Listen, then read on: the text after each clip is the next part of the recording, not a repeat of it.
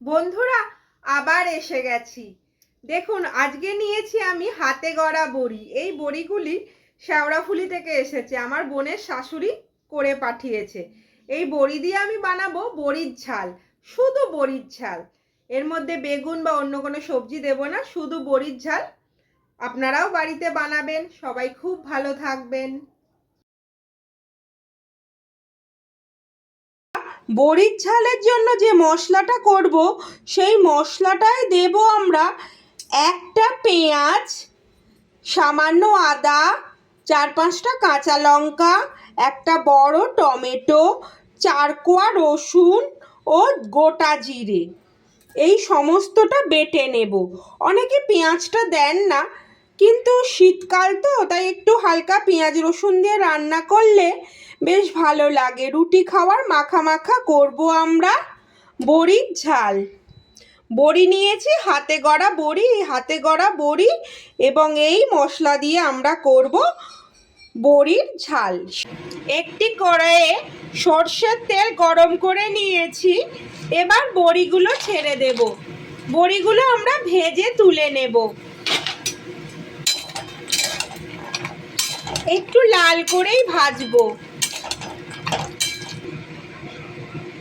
দেখছেন, একেবারে লাল হয়ে গিয়েছে। এবার বড়িগুলো আমরা তুলে নেব। ধীরে ধীরে বড়িগুলো আমরা তেল থেকে তুলে নেব। কড়াইয়ের ওই তেলে বাটা মশলাটা যোগ করলাম। বাটা মশলাটা দিয়ে নাড়াচাড়া করব।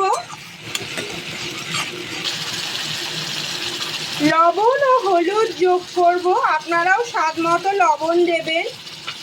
মনে রাখবেন, লবণটা বেশি দেবেন না, শুধু বড়ির ঝাল তো, কোনো সবজি পড়ছে না, হালকা লবণ দেবেন।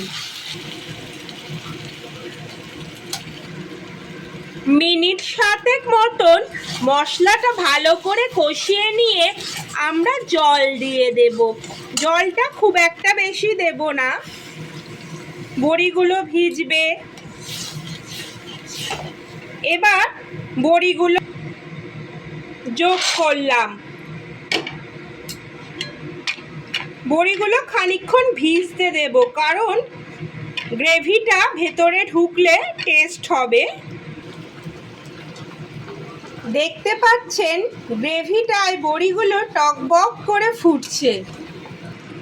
দেখতে পাচ্ছেন, গ্রেভিটা শুকিয়ে এসেছে এবং বড়িগুলো ফুলেও বড় হয়ে গিয়েছে। এবার নিভিয়ে দেব এবং গরম গরম রুটি দিয়ে পরিবেশন করব। আপনাদের একদিন ডালের বড়ার তরকারি আর ধোকার ডালনাও করে দেখাবো। এইসব সাবেকি রান্নাগুলো আজকাল যেন হারিয়ে যাচ্ছে।